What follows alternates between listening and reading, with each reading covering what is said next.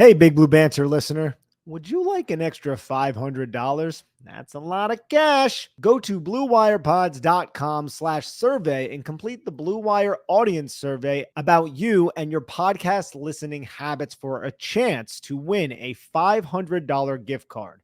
This survey will help create a better advertising experience for audiences and, in turn, help this show. That's bluewirepods.com/survey, where all you have to do is answer some simple questions for a chance to win $500. Make sure to read the full terms and disclaimer, plus complete the survey for a chance to win. bluewirepods.com/survey. The link is also in the show notes of this episode.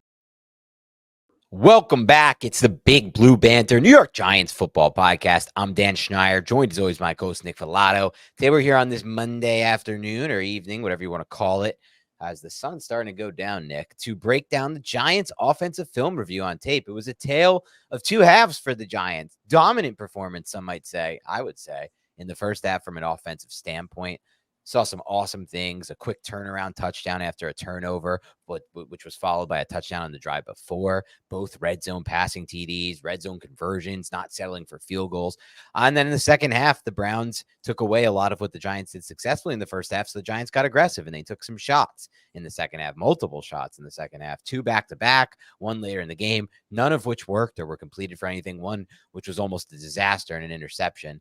So it was a tale of two halves, but let's start with the first half, Nick, where the things worked on the Giants offense. So I want you to talk a little bit about the Brown scheme on the defensive side of the ball, how it meshed against what the Giants were trying to do on offense, and why maybe it led to some success for the Giants. Yeah, if we go back to the Friday episode, it might have been Thursday night, whenever we dropped the preview to the Browns, we said this is a very attacking defense. I broke it down at Big Blue View. They wanted to fit. They wanted to fill very aggressively, specifically Jeremiah Owusu-Koramoah and Grant Delpit. Brian Daboll did a very good job calling plays to take advantage of that aggression. And the Giants really using their screen game to get the Browns off guard. And dude, if you look at that first touchdown drive, they had two holding penalties, got into this terrible position. We've seen this happen to the Giants so much in recent memory, Dan, where the Giants fall into a 2nd and 17. And what happens? They fall apart. Well, the Giants actually had answers. And it seemed like the Browns, and we saw this manifest on that first interception that negated interception on the roughing the passer, where Daniel Jones threw the football right to the defender he seemed like he was middle of the field close, went really far down to like the apex spot and then undercut Theo Johnson. I think Theo Johnson might not have been in position, but on that play, there was a blindside pressure, a blindside blitz from the Browns. Daniel Jones gets smacked in the face and was not picked up by the Giants, but throughout the game, Schwartz sent that at least 4 or 5 other times. The Giants had a counterpunch for it. One of them being that Devin Singletary play that put them into a 3rd and 2 or 3rd and 3 situation where Devin Singletary just flares out to the flat. Daniel Jones puts the football on him, and then Jeremiah Owusu-Koramoah is in position to make a tackle on Singletary, and Singletary just makes him miss right now. And Singletary too, Dan, this is a player who has 17 missed tackles forced through 3 weeks, which is 2nd in the NFL behind only Jordan Mason. So he's really been an asset. He just needs to hold on to the damn football. But from a scheme perspective, the Giants did a good job countering what Jim Schwartz wanted to do, which was pressure the shit out of Daniel Jones, stop the run. They were able to stop the run, but the Giants' quick passing attack, and we'll go over a lot of these plays here in a little bit, the Giants' quick passing attack was able to combat Jim Schwartz's attempt to thwart the New York Giants, and it helped the New York Giants stay efficient, stay on script, and ultimately get a victory. Yeah, there was a lot to unpack there. I'll start with Singletary. You mentioned he's 2nd most forced missed tackle rate in the NFL. That's probably, arguably, the most important stat for a running back individually. It's the best way to judge how he's performing individually. But yards after contact is the next best one to judge. And he's 6th best in the NFL, yards after contact. He's basically playing like one of the 6 best running backs in the NFL when you look at it from that perspective. And I don't think that's an unfair way to look at it. We've broken down the tape on him, Nick. He's doing a lot with a little. And the 1 week where he got good run blocking, which was last week against Washington, he almost had one of the best performances of any running back. Was it 5.9 yards per carry? We put the tape up last week. Go watch our week 2 breakdown. You can see him forcing missed tackles. You can see him generating the most possible yards from each given carry. So I'm really impressed. Obviously, the fumbles are an issue. That's 2 fumbles now in 2 weeks. That's the one thing that you can knock him for. The next point you made, which I thought was interesting, was just how good of a game Brian Daboll called. And I'm going to say in the first half, but I'm also going to say in the second half, and I'll get to that in a little bit. But let's start with the first half and some of the things the Giants did successfully on offense. And we talked a lot throughout these years of like the value of having an advantage from a coaching standpoint on a week-to-week basis. I don't think there's ever a better time to discuss that than now when you see what Kevin O'Connell's doing with Sam Darnold, and even more strikingly to me, Nick, what Matt LaFleur has done with Malik Willis. That's the most striking example of them all. I mean, he threw for like 220. Malik Willis was 70 yards rushing. People who watched him against when he was on the Titans, Nick, were like, this dude can't even generate 90 yards of total offense. And he literally couldn't on that team. And now he's in a good, a good system with Green Bay, and he's become an effective quarterback. So Daboll has done that with Daniel Jones in this offense so far in 2 of the 3 weeks. And this was another example of that. And a lot of it was what you said, the screen game, calling it at perfect timing. I loved using the running backs for outlets against these blitzes. Tyrone Tracy had a few plays. Devin Singletary had a few plays. And then generally speaking, finding those one-on-one options for Malik Nabers, which you're going to get in a game every week. You're going to get at least a few of those, and dialing them up and having your quarterback understand. I feel like, look, it's hard to say why, but Daniel Jones's eyes are in a much better place than they've ever been, in my opinion, including 2022, honestly, in the passing game. And I want to say that Brian Daboll's playing a role in that, having worked so closely with him as the play caller at this point and designing these game plans and being such a big part of them. I don't know if that's true, but I know he gave them an advantage in this game. And I'd like that you called that out first, because this was the best game of the season yet for Daboll. And this was a reminder to Giants fans what his upside as a play designer and a play caller can be. I mean, this is what you want from anybody who's calling your plays. It's simple concept. Some of it. It's if you're going to bring the pressure, we're going to find an outlet. There were some of the plays we're going to go over here again in a little bit where the Giants just put a defender in conflict. You're going to bring blindside pressure. I'm going to have a 3-man route concept to the boundary side of the field. I'm going to put your curl flat defender into conflict, who is an end man on the line of scrimmage. We're talking about an edge rusher. Whatever receiver he decides to stick to, whether it's the stick from Wan'Dale Robinson or the flat to Tyrone Tracy, I'm going to throw to the other one. And good luck getting out there to Tyrone Tracy. And you pick up 6, 7, 8 yards doing this. The Giants were able to do that throughout most of the first half. The most impressed I was by the New York Giants was the fact that they didn't panic when they got into these 2nd and long situations or these 1st and long situations after some of the penalties, the holding penalties they had, specifically on that first touchdown drive, because they weren't able to run the football. This was a game where it was really just play calling, Malik Nabers, and a lot of just efficient, quick passing concepts that propelled the Giants to victory over Cleveland. And this is one of the better defenses in the National Football League. We saw that in the second half, and they were able to adjust to the New York Giants in the second half. Again, I'm also happy that the Giants were able to not say, hey, we have a 2-possession lead, let's just run the football and try to bleed the clock. They were attacking. That tight end leak play, though, I'll tell you, man, I'm not a huge fan of, I think, that play design with Theo Johnson specifically, who really just has not looked good through 3 games.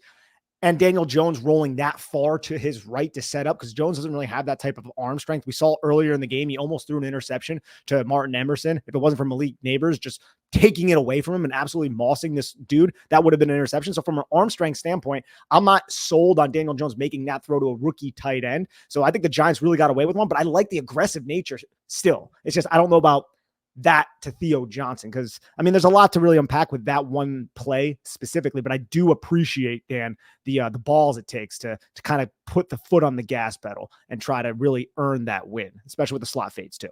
I agree with you. I think ultimately you mentioned doesn't always have to be these, massive designs. It can be simple stuff that wins you football games. And a lot of play calling, to me at least, is guessing right and getting your defensive coordinator to guess wrong. And I think that's an example of that. Like in the second half, when the Browns played the Giants a certain way to take away all the things that worked in the first half, he didn't just go lean on them the entire second half. He took his shots, those back-to-back slot fades. The first one should have been a touchdown to Malik Nabers. The second one was actually a decent ball. It hung for a little bit. It was a decent ball, and Nabers just missed it. It was a good play by the D-back. And then that design throwback, I mean, look, I saw it at one point with Nabers in training camp, where the ball I'm talking about, where he kind of ran across the formation, the ball hung up there, and it was incomplete. I believe it was incomplete in that training camp practice. I would agree with you. Jones doesn't really have the arm talent to make that throw, but Daboll clearly thinks he does because he's calling these plays for him, and I'll let him prove me wrong. You know what I mean? Like I'll give that shot because to me, I'd rather take that opportunity. I know it could have led to an interception. I'd rather take that opportunity than throwing into what the defense is taking from you. And I'll say this, I'll add to what you said. I think the number 1 and 2 factor, if I had to put it in the game, are the two that you called out, play calling and Malik Nabers, as far as why the offense was able to be a little bit, I'll use the word explosive in the first half, maybe not in the nature of like explosive plays down the field with throws, but just explosive in the sense of 21 points and a lot of good red zone plays. But I think there were other factors in this game for sure. The first being, the third being the offensive line play. It's a third week, a steady drumbeat in a row of this offensive line allowing the Giants to get things going. There have been times in the past where the offensive line has not been able to. And you made a great point. Like this Browns defense, maybe it's not 100%, but it's still one of the better defenses in the NFL. It completely shut down Doug Peterson and Trevor Lawrence a week ago. I watched that film.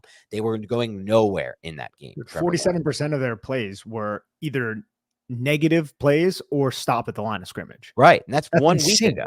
Yeah. And Myles Garrett still played in this game. I guess he was playing a little hurt, but he played pretty dominantly in this game. He got the best of Andrew Thomas. Yeah. And that never happens. It's like Andrew Thomas's worst. I saw from Brandon Thorne. He was like, Myles Garrett had 7 pressures in this game. That's the first time Thomas has let up more than 4 pressures in a game since 2020, his rookie season, which was a totally different Andrew Thomas. Like that just shows you he's going to have a bad game occasionally. We're used to like every game being great, but like it's not even a bad game by Thomas, I don't think, by the way, but like he's going to get beat, I should say, occasionally. But point being, this Browns defense, this was a real test. This was a real defense. Even the Cowboys, they played, I believe, in week 1. Like Dak Prescott lights up almost everyone from a passing game standpoint. He didn't do anything against them in that game, really. They won the game, but there wasn't much offense. So it was really impressive. I'll put the offensive line up there as well. And then I'll put Daniel Jones too, who, a lot of those plays you talked about, finding those solutions, I don't think those solutions are easy to find if your quarterback is not going to be connected from a footwork standpoint and from a mechanic standpoint, which leads to ball placement and getting the ball out into space. Those throws to Singletary, to Tracy especially, even those underneath throws to Wandale and to Nabers, the ball placement was pretty damn good from Daniel Jones. And I watched it, and we'll break it down in a little bit. We can throw the start up now if you'd like to, but just a few plays from Daniel Jones, about 7 plays I cut up where I focus on a few things, but I thought on all of these 7 plays, his mechanics and his footwork and his eyes were in really good position to drive the football. I watch a lot of JT O'Sullivan breakdowns, Nick, the quarterback school. And one thing he always talks about that he likes to see with quarterbacks is them getting both their cleats in the ground to generate more drive and force on their throws. And I thought Daniel Jones did a really good job with his feet of getting those cleats in the ground to kind of drive off of them and use his base to kind of, and he's a strong guy, right? Like I'm sure, I don't know, but I'm sure he's a strong core. He works out all the time. This throw to Wandale, it's a little throw right there. And it's it's overlooked. No one talks about it, but I thought that was a great example right there of him driving from his feet and driving from his base. And really all throughout the game, that was just a hurry up too. Like right in the hurry up. I mean, hurry up.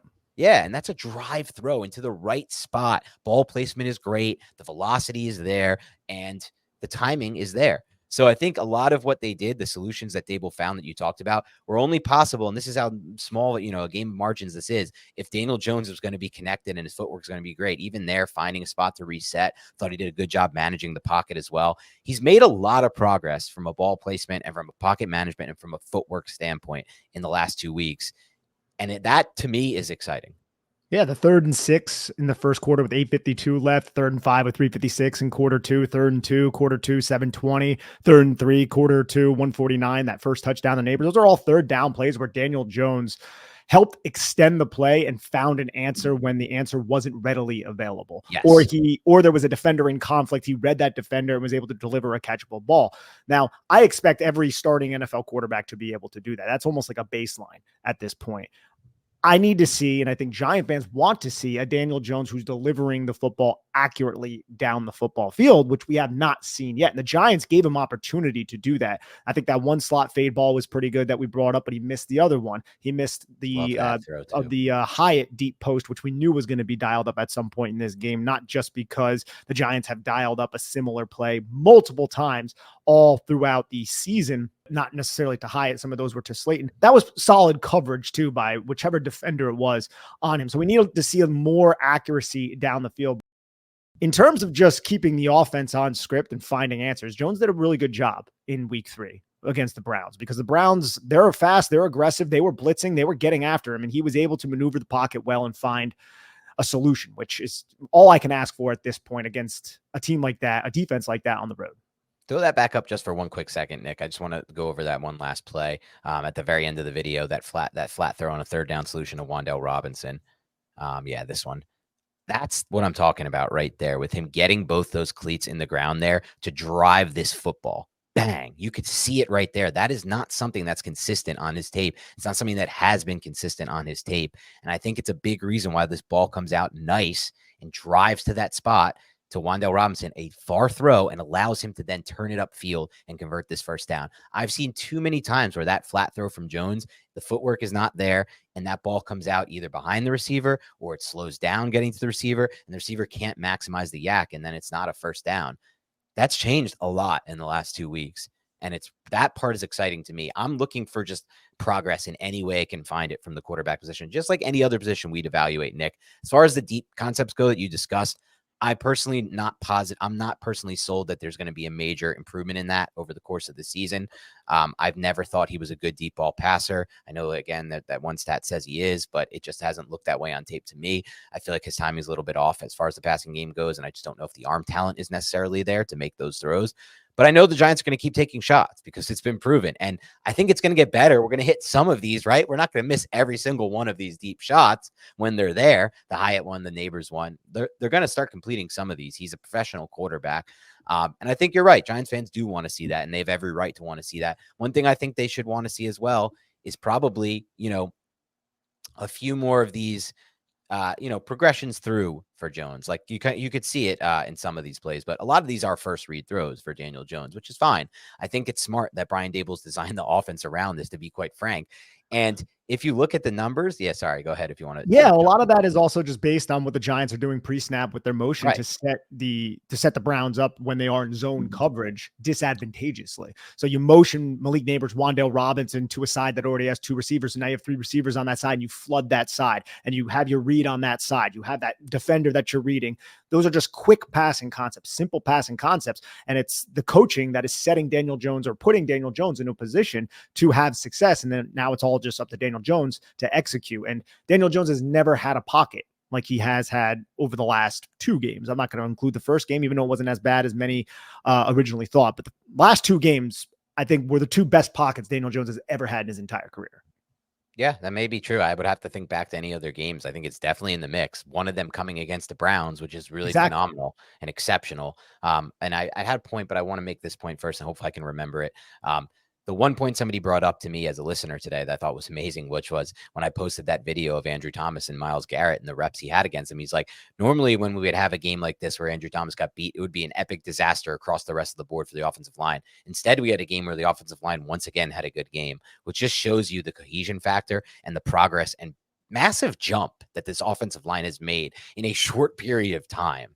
Hopefully it continues against Micah Parsons and the Cowboys. Obviously, it's not over yet. We haven't gotten through it all, but that's crazy to me. But I want to make the point I was trying to make is I'm not going to knock Daniel Jones for having, for this offense being a lot of first read stuff and by design, because that's the same thing we would credit for guys like Mike McDaniel, who designed that offense for the Dolphins, which was a lot of the same: play action, use motion, and then get the ball out to your read, or to your first read. And a lot of these other great coordinators who we compliment all the time. That's part of NFL. Like, make things easy for the quarterback. You don't need him going through full read progressions every single play to find the best solution. You can sometimes find the best solution using motion and play design, which is what the Giants have done. And obviously having a player like Malik Nabers helps. And it is all by design, Nick, because the Giants, according to the numbers, have the most concentrated passing game in the entire NFL. Malik Nabers has the second most targets per route run of any wide receiver in the NFL. But Wan'Dale Robinson has the 7th most targets per route run. So it's not just everything's to Malik. It's a 2-man game right now. They're starting to get these running backs involved, which is great. I love that. I think the running back... It was a game plan thing, too. It was probably a game plan thing. You're right. But I hope Tracy's going to start to get involved. I should say I'm hopeful this is a sign of them starting to get Tracy and Singletary involved, because I just believe in that, throwing to the running backs and using them as an extension of your running game and just quick, easy solutions. But it has been concentrated more than, and no team has the second and seventh most targets per route run for 2 wide receivers in the NFL. Not even guys like the Dolphins and like some of these teams that obviously have like these 1-2 receivers that are known and big names. So I think it's by design by Daboll, and great. Make things easy for this quarterback, for any quarterback. We don't need to overcomplicate this thing. Nabers is on your team. Get him the football, right? Wan'Dale Robinson's on your team. Get him the football. And I didn't do a cut up yet of Wan'Dale, but I thought Wan'Dale was fantastic in this game, dude. I watch him every single snap. I feel like he does the best possible thing almost on every single snap that I watch him, whether it's after the catch, whether it's getting open in his route. And so this is kind of the plan for the Giants as of now, and I'm for it. It looked exciting in the first half here. Yeah, absolutely. You have to get Wan'Dale Robinson involved. And it's just quick little simple stick concepts gives Daniel Jones an easy safety blanket to hit if a defender is widened by the running back who is running to the flat. And that's kind of how football is. You just create space through the combinations of eligible receivers that you're running out there. And the Giants use that triangular attack that is so successful and has been used all the way back since the Sid Gilman days, if we're going to get all historical with our football. But we can even see, if you want to get into some plays now, Dan. Yeah, one more thing before we get into plays All right. that I wanted to say on that concept that you just brought up. A quick note, a quick aside. I did even see one play, and I just think this shows the evolution of Daniel Jones from a pocket presence standpoint, where they ran slant flat, and it wasn't there initially as he expected it to be on the pre-snap read, and he didn't panic. He didn't bail from the pocket. He resettled himself, reset, and found another solution. I think we're seeing a lot more examples of that, generally speaking, over the last 2 weeks, which to me is by far and away the biggest sign of progress for Jones, and Jones meaning this whole passing game. So now let's get in some play breakdowns. Yeah, and I think Jones with his eyes in general, that's really what we're seeing is him using his eyes proficiently and not being really altered by the pressure, which there was dialed up blitzes against Daniel Jones. Like Jim Schwartz got really aggressive against him. It wasn't just against the run with the quick fits and fills. But this is that 3rd and 11 where Jones threw before the sticks. A lot of people were giving him crap for that. I understand you want him to hold on to the football. This pocket is clean. Maybe it was premature to throw the football. He just, I think, felt that Malik Nabers had Theo Johnson in space, so get the football to your best player. And Malik Nabers unfortunately goes down, but I just like the release. This is a 2x2 set. You have Theo Johnson, who is off the line of scrimmage, meaning he's not attached and he's not in a 3-point stance, but he's basically right next to Andrew Tom or Jermaine Illuminor. And he's going to release vertical, but he's going to stem a little bit to the inside, running directly at number 9, kind of creating a pick to allow Malik Nabers to run just underneath him from the outside. He was inside the numbers, but still from the outside, and just sit underneath the release of Theo Johnson. Now, deliver that football. It's Denzel Ward who makes a great play. He is the outside cornerback coming from the numbers, driving through the outside part of Malik Nabers, and he makes that tackle. But I don't know if the Giants, or at least Daniel Jones, thought that Denzel Ward would be so quick to come downhill like this. And maybe they were just trying to get Malik Nabers the football. This is early in the game. This was, I believe, Malik Nabers' first catch. Make that catch, and now you have Theo Johnson in that area, and you could try to see if there would be a playmate or a play be made for Malik Nabers, but it just wasn't. But on the other side of the field, we had a switch release, and Wan'Dale Robinson's coming on that horizontal cross the field. I don't know if he would have been open if Jones actually sat there because there was 6 and 9 as middle hook defenders. But I wanted to kind of just highlight this because the release, the way Brian Daboll is using other players on the Giants, tight ends, wide receivers, whatever it is, to create space for Malik Nabers is one of the reasons why Malik Nabers just isn't getting stopped or shut down. Like at this point, and even before this, every defensive coordinator is like, okay, we got to stop number 1. We got to stop Ray Flaherty, right? We got to stop Malik Nabers. So how is it that Brian Daboll's scheming him open? It's just simple stuff like this, right? You have 99 going, Denzel Ward's outside leverage, just run him inside underneath Theo Johnson, who's clearing out 9 and 12, and get him the football. And it's just, this is like a good view of what I'm talking about, even though it wasn't successful and it didn't end up going for a first down. The Giants ended up punting shortly after this. This is against the cover 3 defense too. Yeah, it's a great example of that. And Daboll has done a really good job, like you said, of designing ways to get Nabers the football, despite every single person understanding that that's the objective of every single game plan. Yeah, so here we're going to get the Browns interception that is negated by the unnecessary roughness. You're going to get a cover 2 defense where 23 Martin Emerson, who is at the bottom of your screen. So he is the field cornerback.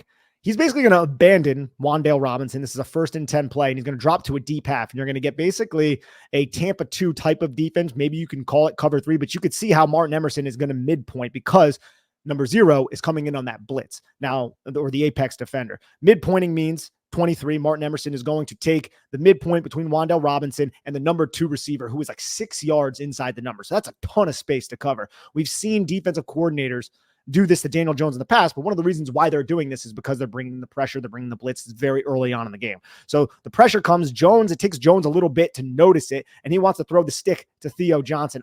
This is where I wanted to ask you. Is Theo Johnson just not running to where the football is, or is this a bad throw by Daniel Jones? It's because I'm willing to say, like, oh man, Daniel Jones didn't see this safety driving down. Because if you look at this defense, it looks like it might be like a cover 3, maybe middle of the field closed, could be man, could be cover 1, which we saw a lot of throughout this game. But you could see how, because that apex defender comes on the blitz, that number 2 receiver is now getting 23, who's midpointing, and that middle of the field closed safety post snap driving down. I'm not sure if Jones even saw that. So he throws it right to that guy. Yeah, I think it's a combination of those two things. I think it's a really good design by the Browns. Jones doesn't have time to realize that that DB has vacated from Wan'Dale Robinson, so he's not even assuming Wan'Dale could be open on this play, right? And then you have that safety buzzing down, and that's kind of a very sneaky. You can watch it right here. It's pretty sneaky. It's hard to determine, and I don't think Jones had time to see it because he's just focused on the blitz here. And I think his hot is that out route to Theo Johnson. Now, I don't understand why Johnson kind of runs it like a curl here, because it seems like Jones is clearly throwing just an out, what would that be? Just an immediate out, intermediate out route. So like, I am not sure, obviously, but it does seem like he does a speed turn there, Theo, and rounds out his route. Again, I can't tell you what his route actually was. I don't know what that would be. It's just a guess, but to me, it looks like this is on the intended receiver, not on the quarterback. This is where the conjecture comes in, because we don't know Right. what the read is. We don't know if the number 2 receiver, who is over the top of the blitzing defender, if he is supposed to do something different. Wan'Dale just stays on the line of scrimmage. Jones first looks to his right, and I think he wants to go to Malik Nabers, who's to his right, but he sees that linebacker who is just outside of the hash to the boundary side. He sees him flare out underneath Malik Nabers very quickly.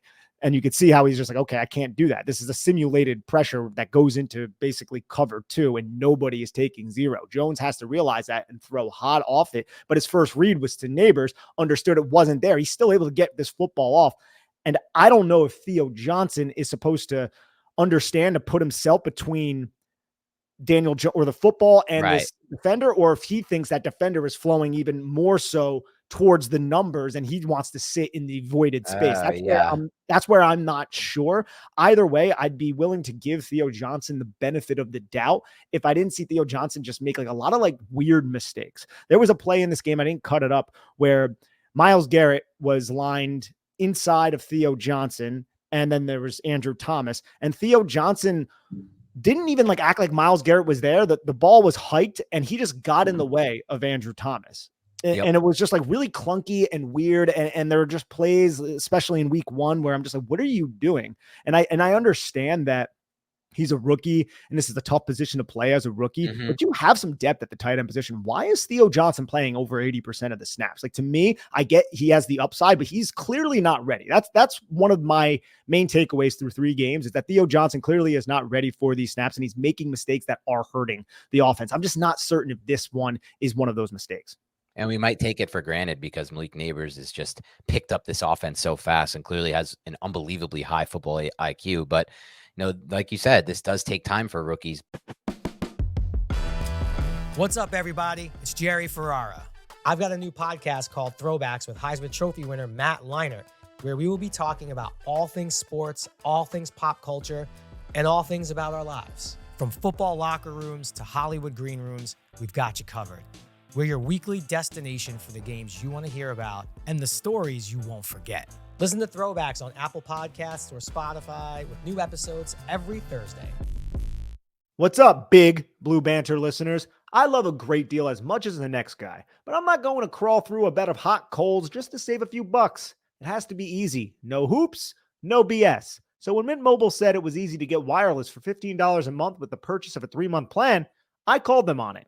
Turns out, It really is that easy to get wireless for $15 a month. And all of Mint Mobile's plans come with high-speed data and unlimited talk and text delivered on the nation's largest 5G network. You can use your own phone with any Mint Mobile plan and bring your phone number along with all of your existing contacts. To get this new customer offer and your new 3-month premium wireless plan for just $15 a month, go to mintmobile.com/BBB. That's mintmobile.com/BBB. Cut your wireless bill to $15 a month at mintmobile.com/BBB. $45 upfront payment required, equivalent to $15 a month. New customers on first 3-month plan only. Speed slower above 40 gigabytes on unlimited plan. Additional taxes, fees, and restrictions apply. See Mint Mobile for details. All right, guys, it's the best time of year. Football is back. We're talking NFL Sundays, college football Saturdays, and that glorious grind of fantasy football lineups. This is where your inner GM comes alive, setting the perfect fantasy roster, screaming at your television, and making last-minute waiver moves that either make you a hero or the guy everyone ridicules in the group chat. But listen, while you're over here making sure your fantasy team is dialed in, don't let your personal grooming become the guy that gets left on the bench. Let's be honest, nobody wants to fumble their grooming routine. That's where Manscaped's Performance Package 5.0 Ultra comes in, acting as your all-in-one grooming playbook. From keeping things sharp down below with the Lawnmower 5.0 Ultra to taking care of those rogue nose and ear hairs with the Weed Whacker 2.0, this is the lineup that'll keep you looking and feeling like a champ, on and off the field. Join the over 10 million men worldwide who trust Manscaped and get ready for kickoff by heading over to manscaped.com. Use the code BIGBLUE for 20% off plus free shipping. Trust me, you'll be drafting the real MVP of the grooming season. This is an excellent deal for you and your little friends down there. Get 20% off plus free shipping with the code BIGBLUE at manscaped.com. That's 20% off plus free shipping with the code BIGBLUE at manscaped.com. Stay on top of your grooming game and be ready for anything the season throws your way. And here you'll see a simulated pressure by the Browns, something that teams are going to do against the Giants often and against any team, the Giants themselves. But the Giants would adjust to this later in the game. It was very interesting to see the cat and mouse game and how Brian Daboll ended up getting the edge there. Yeah, you have these wasted blockers. It's the same play that we were just going over with the Theo Johnson. Is it his fault or is it not? And I want to go to the 2nd and 16, quarter 1, 6:39. Sure. This is the Wan'Dale Robinson catch for 20 yards. This is directly after the Greg Van Roten holding penalty. And it's a great play by Wan'Dale Robinson, because if you look at the defender who's over top of him, you have a zone defense. He's to the inside, and Wan'Dale's able to cross his face, and Jones delivers a very good pass to Wan'Dale Robinson upfield, allowing Wan'Dale Robinson to just catch it and go. And Wan'Dale makes the guy miss and picks up 20 yards. On a 2nd and 16, man, that's typically a drive killer. And One more thing I want to point out about this before I get your takes on this play. Look at what the Giants are doing. The center is opening up towards 72. They are allowing Andrew Thomas to handle Myles Garrett all by himself. And Myles Garrett wins. He wins with the inside spin. I'm not certain if Theo Johnson is supposed to help him with the chip. He did not. And Andrew Thomas ends up losing to the inside, but Jones does a really good job standing tall in the pocket, showing poise and delivering this football and allowing the Giants to catch, man. A lot of plays on that first touchdown drive that might have been the difference maker in the Giants winning this football game early here in the first quarter, just because the Giants were in a lot of negative spots and they were able to overcome it. That's a great point. The Giants have been killed by that in the past. And I just want to highlight this play again. And as you run it back, it was in my breakdown as well. It's worth repeating. Like, there will be a throw we get to later in the game that I'll probably use it to top when we go over our best throws of the game. This is my second best throw of the game and second best play by Daniel Jones in the game, for all the reasons you broke down, but also because, look, I've seen him bail from these pockets plenty of times in the past. Here he understands that he can just sit in this pocket, feel comfortable that it's going to hold up for enough time for him to get the ball out. And that's it. He has to take a big hit. Yeah, but that's fine. That's kind of what quarterbacking is, taking that big hit, standing tall. And this is something he did a lot more in his rookie season and just delivering the ball. But in addition to all that, he puts it with perfect ball placement on the upfield shoulder, something we've said has struggled at times on this horizontal crossers. Does that, checks that mark, but also puts it with velocity. He needs to really put pepper on this and rip it in. He did that with multiple throws in this game. Honestly, I felt like a lot of velocity. And part of that is because he has the footwork there. Look at his feet. I know he's taking a hit right as he throws it, but his feet are in a really good spot to drive this football. And that's exactly what he does. And so that's what really stood out to me for the most part in this game with Daniel Jones. But back to your point a few minutes ago on Theo, look, I am confused a little bit as well. I know they want to let these rookies play. Newman, Theo, Drew Phillips, obviously Neighbors.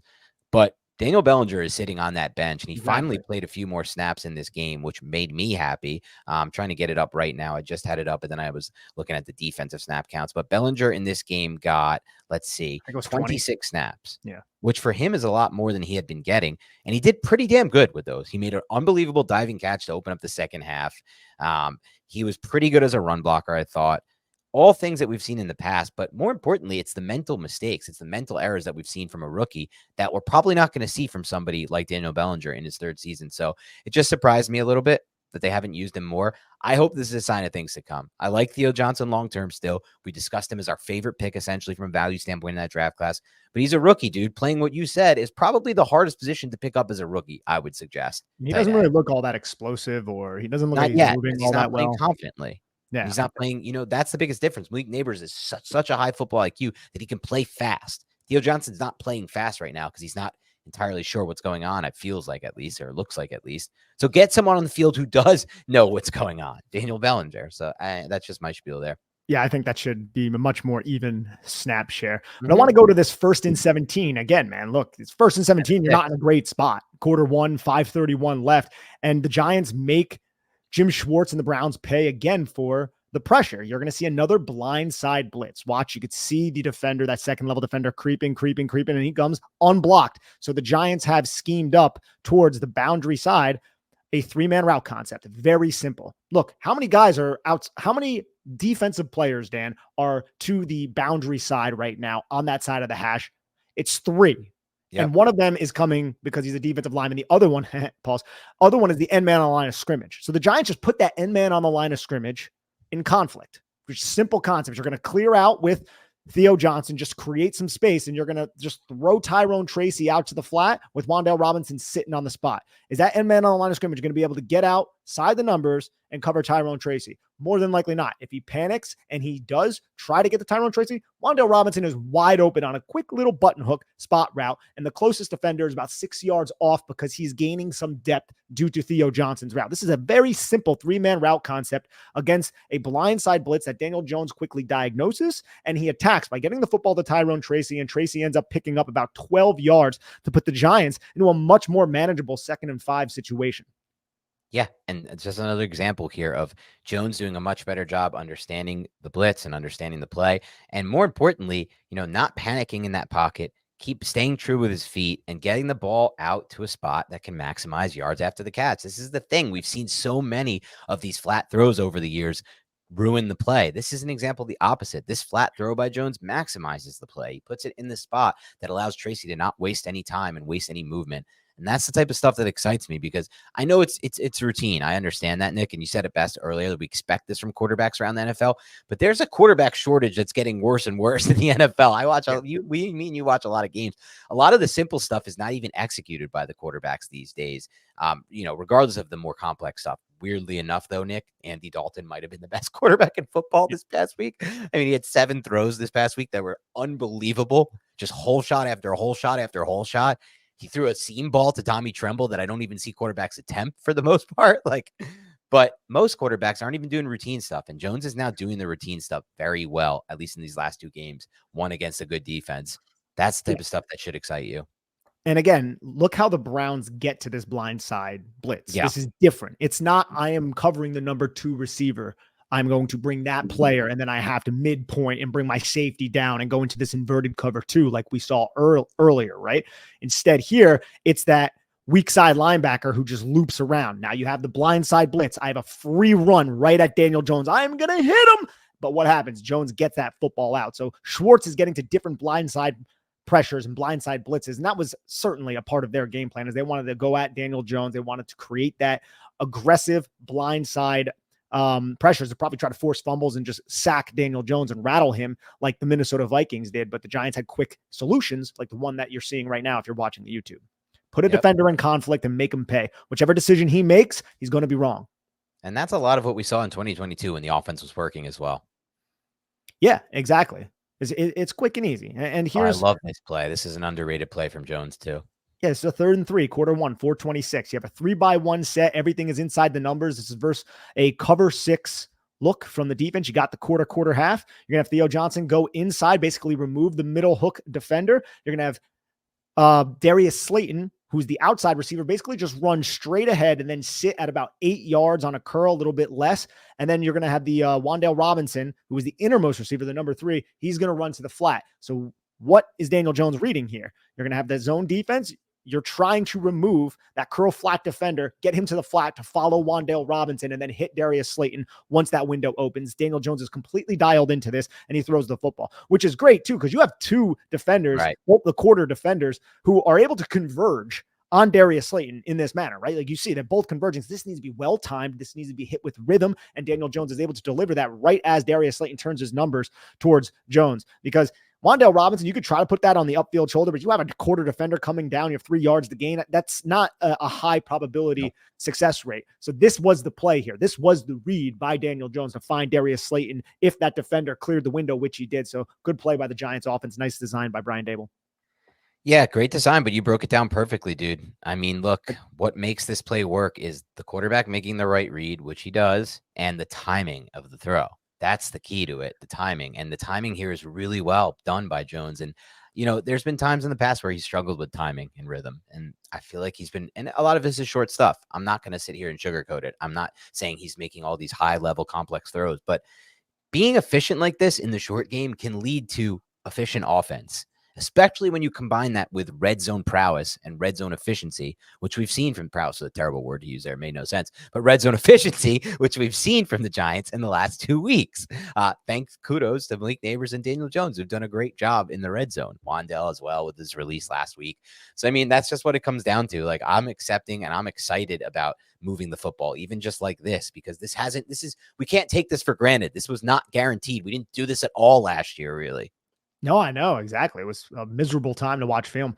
And also with the cover 6. So for those who don't know, cover 6 is cover 4 to one side and it's cover 2 to the other side. Nice. And if you look at Malik Nabers, he is the backside X on this play. He is the backside lone receiver to the 3-by-1 set. He has the cover 2 treatment. He's going to get locked up. It looks like it's Meg with whatever cornerback that is. I think that might be Denzel Ward. I can't see the number, but then you have the safety clouding over the top, that deep half safety, as you can see. So that's the attention being paid towards Malik Nabers on that side. You run cover 4 on the cover 6 side to 3 receiver side, and you find the opening strike, and that would be a first down. And here we're just seeing the end zone. I like how Schwartzman was mugging those A gaps. We saw Shane Bowen doing the same thing on the defense. We'll break down here in a little bit for the show that's going to drop soon.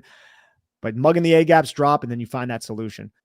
I like how the Giants here, this is 1st and 10. You're going to motion the tight end and you're going to run a boundary fake toss and get Daniel Jones rolling on what looks like a bootleg with a slide, actually. So you see how they're trying to get Malik Nabers going.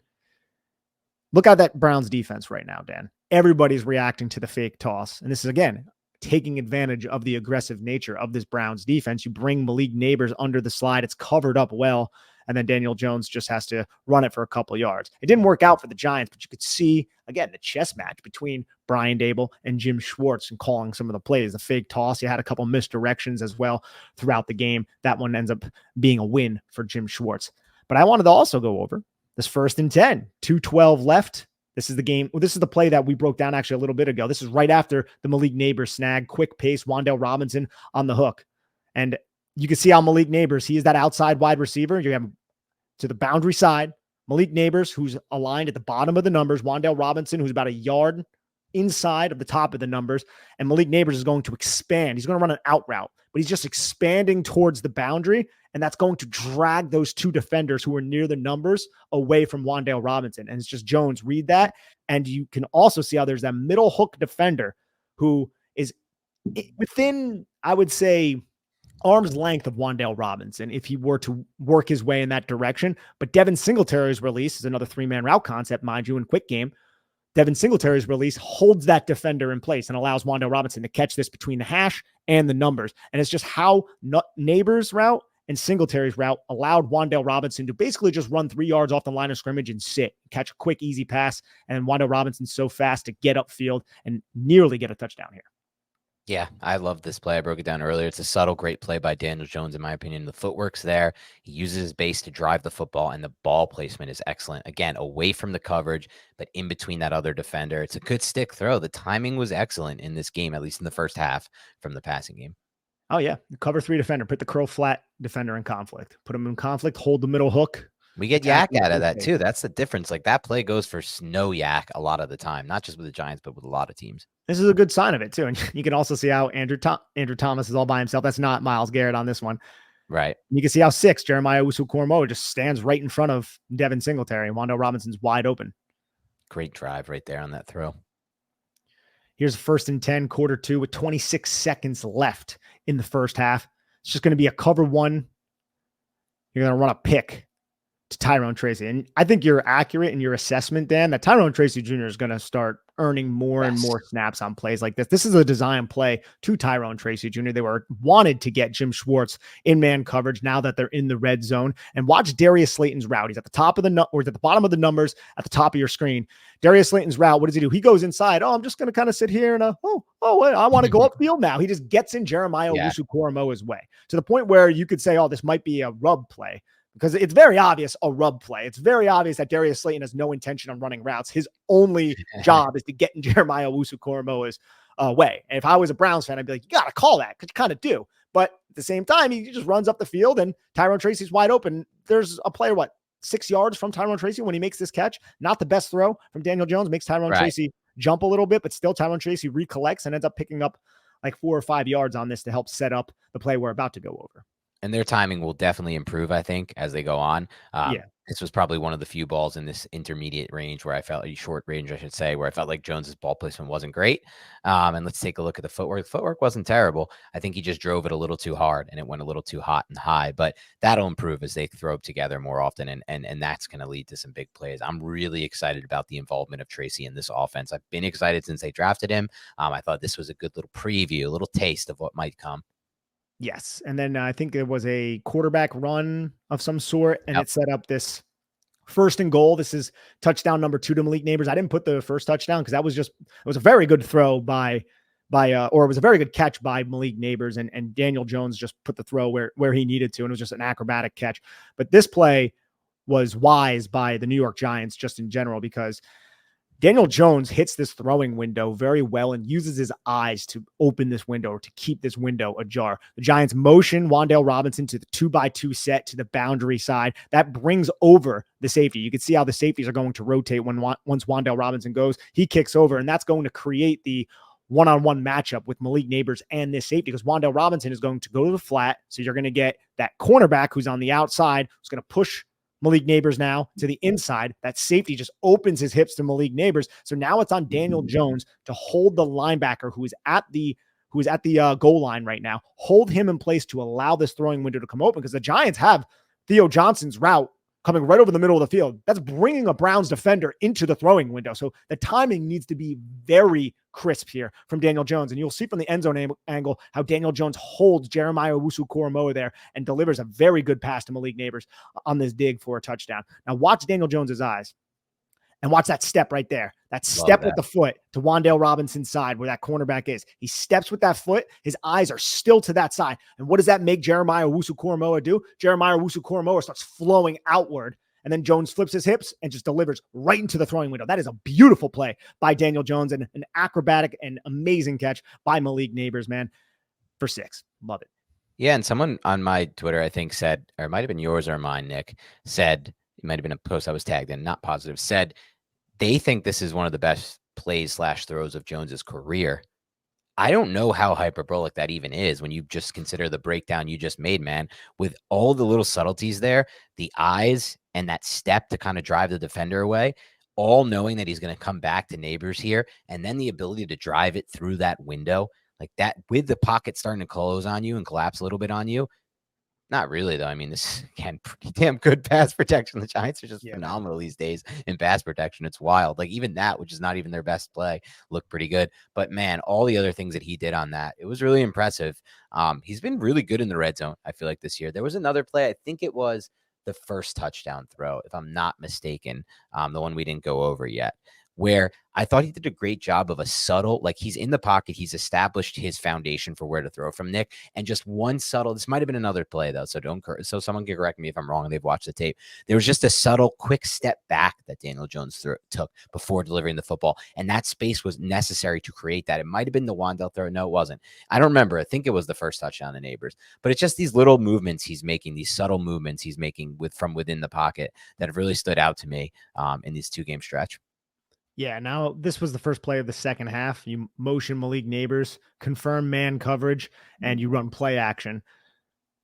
Misdirection play action, open to the left, fake the handoff to the right. Now roll Daniel Jones out. Daniel Bellinger's wide open. Again, the aggressive nature of the Browns defense. Yep. Watch how the Browns defense all just penetrate and attack like it's going to be a run. Daniel Bellinger is wide open on this play. And I also like the release because this is a double Y set. Well, it's a 2 tight end set to the boundary side from 12 personnel. And you could see Theo Johnson open up to make his block. Daniel Bellinger goes inside of him, acting as if he's going to throw a block on number 9. Number 9, Grant Delpit, just runs directly in. Daniel Bellinger wide open. And this is a bad pass from Daniel Jones. It ends up being completed. The Giants kind of hurried up to get the snap off, though. And he caught that. I think he caught it as well, but they just wanted to be sure. And look, you can see Bellinger, like, you never really see anybody wide open like that. If you want to be aggressive against us, we're going to have a counterpunch. That's what Brian Daboll is saying. We're going to have a counterpunch. We're going to make you pay. And the Giants actually have an offensive line that is functional enough, and dare I say, competent and good enough to allow the Giants to actually get plays like this off. Yeah, at this point, there's nothing to say about the Giants offensive line outside of good. Roll it back a little bit. Oh, shoot, unless you lost it. Yeah, roll it back just a little bit. Roll. I'll tell you when to pause. What I'd like to see here is keep going a little bit, pause, and just even a little back. I'd like to see Jones set, like adjust on the fly, understand that he can set and throw and get that ball out into space, like toward the sideline way earlier in that. Because I think if he does, like that could be a massive play, but he's going to have to recognize this way earlier, get the ball out way earlier, and then lead it into space on the sideline. That's the next evolution though, right? Like right now he's doing a good job winning from within the pocket. I'm happy to see that. We haven't always got that. Winning from outside the pocket, that's the next step, I think, for this. Obviously winning down the field as well, but winning from outside the pocket is another step we'd like to see from the passing game. Absolutely, man. But those are all the plays that I had that I wanted to go over. Again, I thought it was a well-executed plan by Daniel Jones, a well-scripted plan by Brian Daboll. I think he did a good job for most of the game adjusting to what Jim Schwartz was attempting to do defensively and just making them pay for trying to get after Daniel Jones. And it's not like they really had anything going on the ground. Like this entire game, they had the 43-yard run, and that I think brought their average to like 3.5 yards per carry. And without that, it's like, what did they really have? There was a lot of negative plays too, but when you consider what this team did against Jacksonville last week, you can't come away from this without just being incredibly impressed by what Brian Daboll and the Giants offensive coaching staff scripted up. Yeah, even getting one half of explosion on offense in one phase of the game, the passing game, because the run game was shut down, shows you how impressive that actually is against a defense like this, because they were forced to be one-dimensional, the Giants, and they were able to be one-dimensional. They found a dimension in the passing game here, Nick. And I want to bring up one stat before we move to our superlatives, and I'm going to shout out Giants fan in Charlotte for these numbers. The Giants ran 57% 11 personnel, a little bit of an uptick. I hope that continues to trend upward, Nick, because I'll tell you what, there are some great stats out of 11 personnel. Giants this season, when running out of 11 personnel, they've had 31 rushes. Again, shout out to Giant fan in Charlotte. Really great Twitter follow. Probably one of the best out there. He does a great job of digging through like the press conferences after the game and finding stuff. So we'll talk a little bit about what Deshaun Watson said in that regard. We talked about what Myles Garrett said earlier in this podcast, how they adjusted in the second half. But Giants running out of 11 personnel this year, Nick. 31 rush attempts, 203 rushing yards, and a 6.5 yards per carry average out of 11 personnel. This is not a shocker or surprise to you or me, or at least not to me, and I know you agree with me on this. You can run the best at 11 personnel, spread the defense out, don't have so many guys in the box. But something I'm keeping an eye on because the Giants are starting to use more 11 personnel. With that said, Nick, that's the positive spin. With that said, despite using more 11 personnel, and hopefully we'll see even more than 57%, Jalen Hyatt, again, 10 snaps in this game, still is yet to record a reception. Guy we really liked in training camp. We thought he showed some serious progress as a route runner in practices, play strength. doesn't appear to be a part of the Giants offense in 2024, at least not yet until maybe an injury happens. Any thoughts on what's gone down there or the 11 personnel stuff? Yeah, it makes sense. So the 11 personnel stuff, that long run was on an 11 personnel play. Oh, that's so Yeah, skewed. so Damn it does skew it a little bit. Now that was a crack toss play. So the Giants didn't run a lot of power gap or a lot of exotic rushing a rushing scheme against the Browns. There was a lot of zone read, some duo. There was a lot of just, I'm going to make that backside defender respect me. And when they didn't, Daniel Jones kept it and ran. And that was all well and good, but the tight ends on the outside got called for the holding. Now, Theo Johnson definitely held. I don't think watching it on all 22 would even piss me off because Daniel Bellinger threw Grant Delpit to the ground and elbows, everything looked great. Elbows were tight, yeah. At some point, you got to say, I guess you got to let go, but to me, it's so difficult for an offensive player and a tight end to gain the chest so effortlessly, like Daniel Bellinger did there, and just keep everything tight and kind of just dominate the individual Daniel Bellinger did to Grant Delpit. So the fact that he got called is oh God, let's go. I agree with you on that. I don't love it. Once you're inside, I think you should just be no hold. I know you're supposed to let go, but I kind of feel like you're supposed to finish the play. You're supposed to let go if the defensive player, in my opinion, if the defensive player is getting out of your frame, if he's breaking, he's within that frame. I think that's a great point. Yeah. He wasn't. Daniel Bellinger was square to him. That was to me, that was a good play by Daniel Bellinger, and he's going to get dinged for that stupid penalty. But either way, that was an 11 personnel run.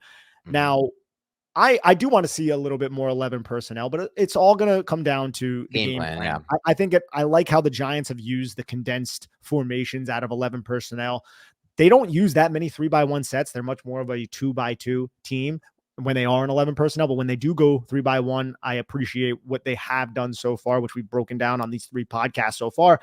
But I'll say this, when it comes to Jalen Hyatt and Darius Slayton, Brian Daboll broke it down after the game, and I kind of agree with him.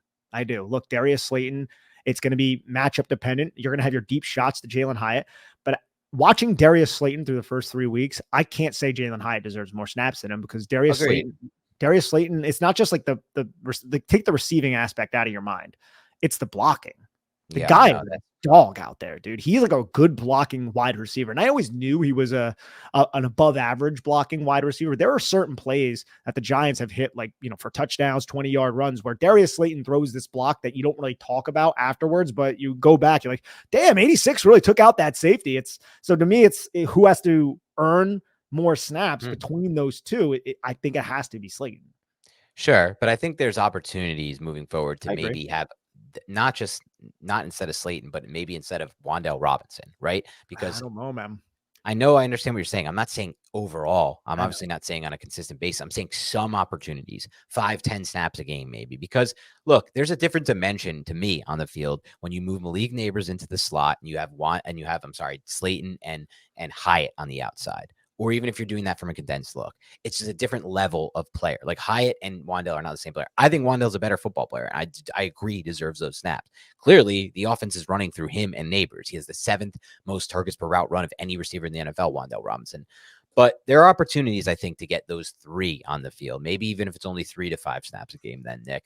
And I'll say this, I don't like the idea of getting Hyatt the certain number of snaps when they're obvious that it's just going to be a deep shot. I hate any team that gets into that mode of they bring on anytime I see a receiver bring on a team bring on the blocking receivers just for a few snaps a game, and then it's a run play every time. I'm like, this is just stupid. This is literally easy for even the couch potato like me to figure out what's going to come. So I don't want the Giants to get to that point where Hyatt's on the field and we know a deep shot's being dialed up. I agree with you. I agree. I can see.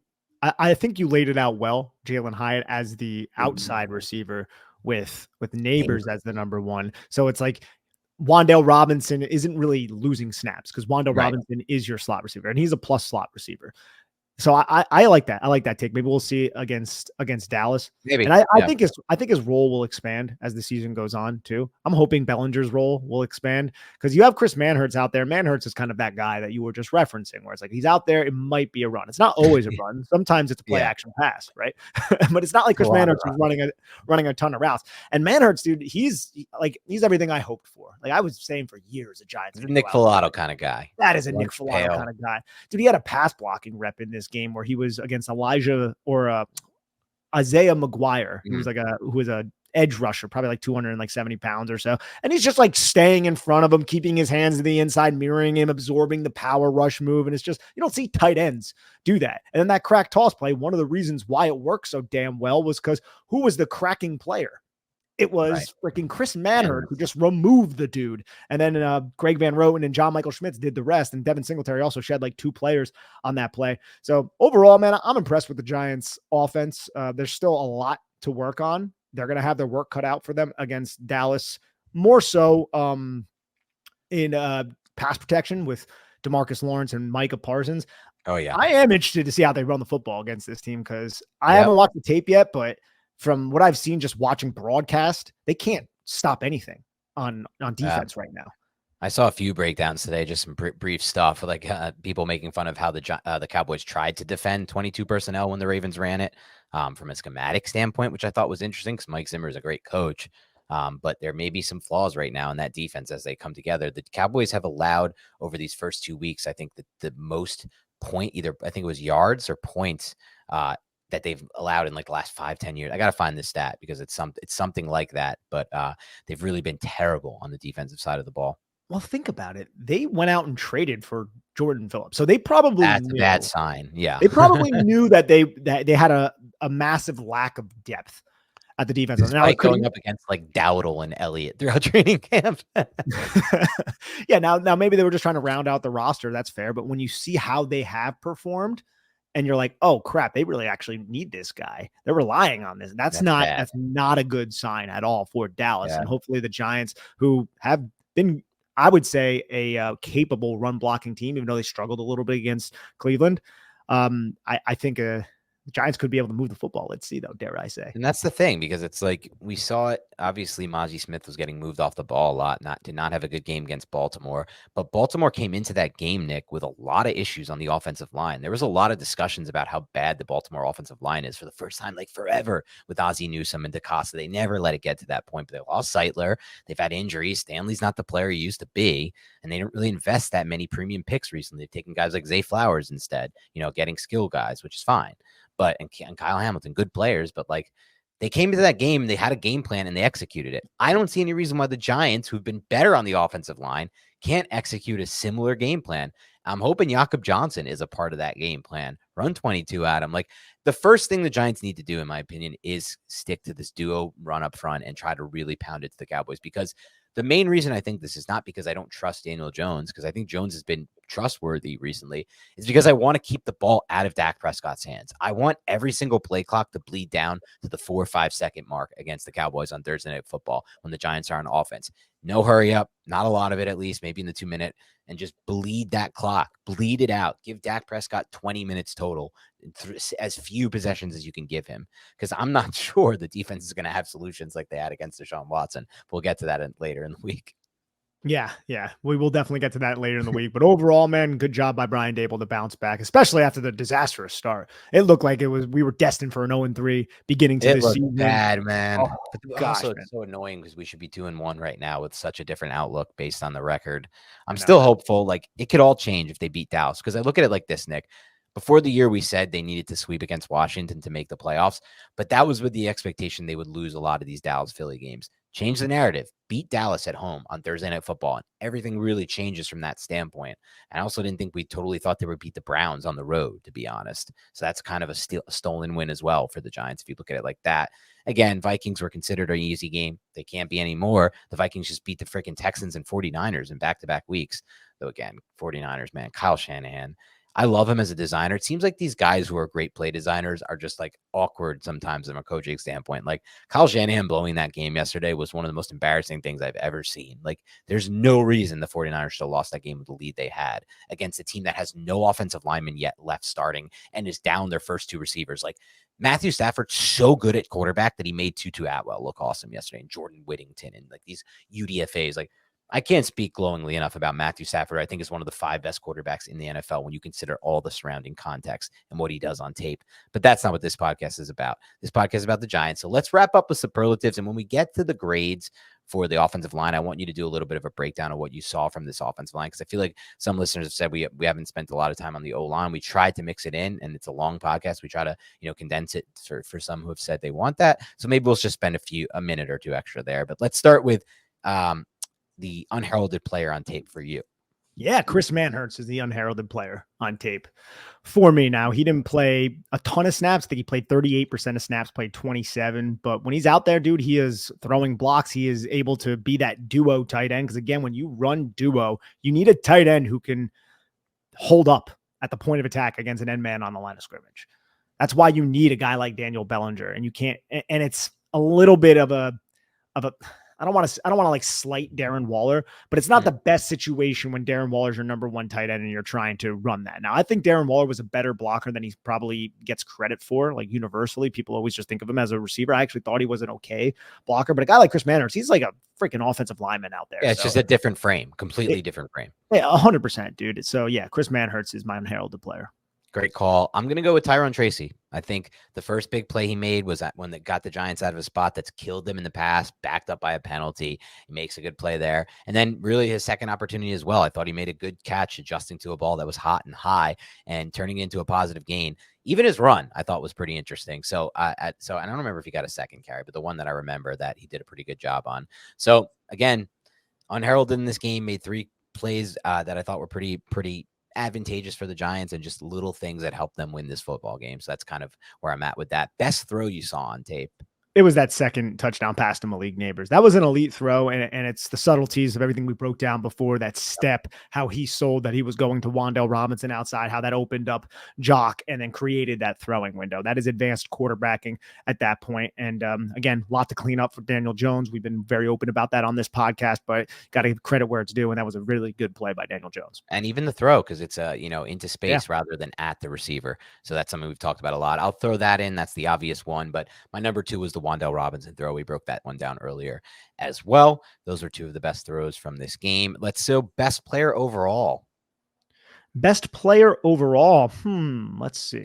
Yeah, it's Malik Nabers. But it's obviously Malik Nabers, but it is interesting because Andrew Thomas won this award from us on a basically consistent basis last year, despite playing hurt. Not the way it is anymore, bro. That's not the way it is. And it's not a slight on Andrew Thomas. That's because the Giants got a real freaking football player, baby, at 6 overall. Malik Nabers, possibly the best rookie in the entire class, man. This kid is out of his mind good. And we've been talking about this since the Giants selected him. Like, oh, we got that dude. We said that almost every podcast. Probably our listeners are sick of it, or maybe it's music to their ears. It's like, oh, we got that guy. Like Justin Jefferson, like Jamar Chase, all those other LSU receivers. We got a guy like that. And he's showing us this early in the season that he can be that guy and he can carry the offense. And the Giants should be freaking 2-1 right now, but they're not because the coach mismanaged everything. The defense sucked in week 2. They should have beat Washington. They should be 2-1. And a big reason why they should be 2-1, Dan, is Malik freaking Nabers. Yeah, he would have been the reason for that win last week. We've spoke glowingly about him. We've put a lot of stats out there. We talked about the football IQ, how fast he's picked up the offense. The whole thing's designed around him. He's doing everything in his power. He's making acrobatic catches. It's more than just the acrobatic catches he's made. Malik Nabers, when facing press coverage in 2024, has a 40% target per route run rate, best in the NFL, a 23% first down per route run rate against press coverage, best in the NFL, 4.47 yards per route run against press coverage, best in the NFL. And then fantasy-wise, 8.87 points per PPR points per route run on against press coverage. The guys who are up there with him are all of the best receivers in the NFL. CeeDee Lamb, Tyreek Hill, Jalen Waddle, guys who beat press, and guys who are considered some of the best in the NFL. Some might consider it hyperbolic, Nick, but I really do believe he's going to be viewed as I'm going to view him objectively as one of the 5 best receivers in the NFL by the end of the season. I don't really know why you wouldn't at this point. Even through the first 3 games, I would make the case he's been the best receiver in the NFL through the first 3 games. That doesn't mean he's now the best receiver in the NFL, but it means he has been so far. Look at all of the numbers, look at the context, look at everything that goes into that. I don't know why he wouldn't be. And I'll say this, we don't have to go too harp on this too much because it's not time for it, but I couldn't be any more confident in our evaluation that Nabers was the right pick at 6 overall over any of the quarterbacks who were left on the board. We've taken some heat for that, or I've taken some heat from that, Nick. I know you don't get involved in the Twitter streets that often in this regard, which is smart of you, but I've taken a lot of heat for that take, and I've stood by it. And I just, at this point, I don't even know how anyone, honestly, at this point, I would make the case that I'm debating if I would rather Nabers over like Drake May and Jaden Daniels. And I don't want to say it, but even like Caleb Williams, because he's that freaking good. Oh, he's amazing. He's amazing. Player we expected to see more from. Yeah, I actually put Jalen higher, but it's not his fault. I just expected this would be a week where after, it kind of felt like a squeaky wheel week for him. Like they would try to get him involved, but clearly that's not the case. Who do you got? I have Theo Johnson. I know he's a rookie, and I keep that in mind when I say this. But if the coaching staff is trusting you to play over 80% of the snaps, and it's not just the drop, which is kind of on Daniel Jones. It's not just was that his fault with the interception. There are just plays where it doesn't look like he knows the assignment or he doesn't know where exactly he has to be. So I think I think he said it on the John Schmelk podcast. Learning this offense is like drinking water out of a fire hose. Well, it doesn't seem like he's fully turned down the gauge quite yet, because it seems like this offense might be a little bit much for him. I'm hoping that he can learn this offense and get out there, because I think there's a lot of potential there, but there's no reason for him to be playing that many more snaps than Daniel Bellinger, in my opinion, at least. Fair. Pass blocking grade 1 through 10. I have an 8.4. I felt like the pass blocking was fine. I mean, they left Andrew Thomas on an island several times, and Andrew Thomas didn't win the matchup, but he didn't get completely embarrassed either. And there were plays where he did win as well, and the Giants were able to block up Dalvin Tomlinson and Zadarius Smith. It's not like Daniel Jones had a lot of pressure in at his feet. He had a lot of pockets to throw from, and I felt like the Giants did a good job getting the football out of his hands quickly. But overall, it was solid. I have an 8.4. Yeah, I have 8.5. Again, Andrew Thomas lost some reps. That brings it down. Maybe I should have been a little lower because of that. But the rest of the line looked pretty damn good. John Michael Schmitz, I think, is building on his impressive second season. Runyon didn't impress me that much. I will say that.